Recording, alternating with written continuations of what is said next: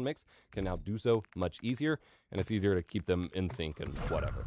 Game Capture also has a pre-multiplied alpha option for VTuber renders that generate a transparent background. That's the only scenario I can think of here. There might be others. Sound off in the comments if you know what this is for. I said comments weird there. Comments.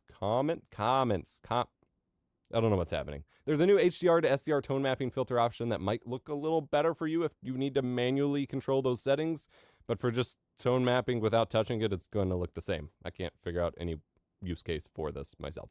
A big update, in my opinion, is that we now have access to scaling filters for scaling down your live stream in the output settings tab, or I guess scaling up or scaling down either direction and for recording. So if you don't know what this means, this has been a big thing since the NVINC update back in like 2018. When you go to settings and then video, you have two different resolutions, canvas and output. You can use this to size up all of your sources to your exact monitor resolution, say 4K, 1440p, and then have everything, streaming, recording, virtual camera, output a lower resolution, like 1080p.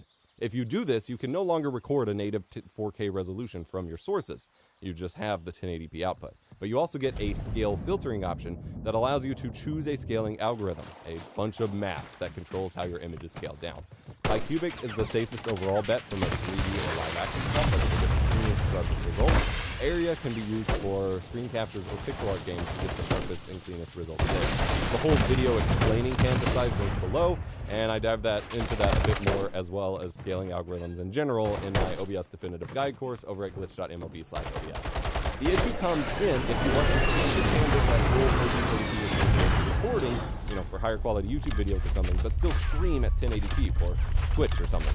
You don't get to choose a scaling algorithm there, and that rescale output option in the stream settings uses a blurry by linear fast scaling filter, which just makes everything blurrier. So with this update, we now get to choose the filter that we use to scale down our stream for Twitch, if that's how you do it, which will result in sharper or clearer streams than before, or if you upscale for a YouTube stream. For example, if you game in 1080p, but you want the higher quality YouTube 1440p stream, you can get sharper results there. Free quality upgrade, right there. Easy.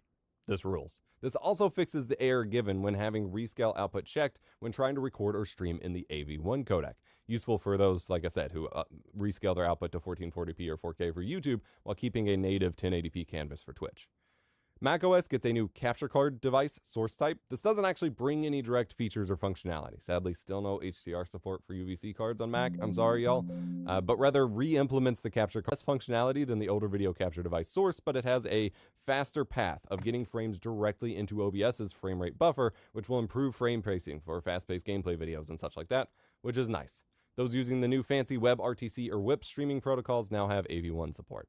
Linux users, if you're on the right operating system or have the right install method, Flatpak doesn't currently work for this OBS beta, but it should for later ones, will get an upgrade as well, which gives you AV1 support, which was finally added to VA API for native hardware video encoding on AMD and Intel graphics cards, which is awesome.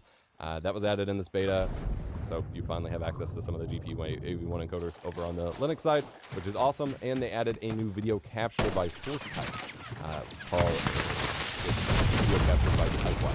Neither of these are currently supported in the Ubuntu 22.04 version that I run, just updated to that my video. Theoretically, they work once the Flatpak version of the beta is available, so I'll report back then. Linux. Python 3.11 support was added for scripting. Replay buffers and uncompressed audio is now supported in fragmented MP4.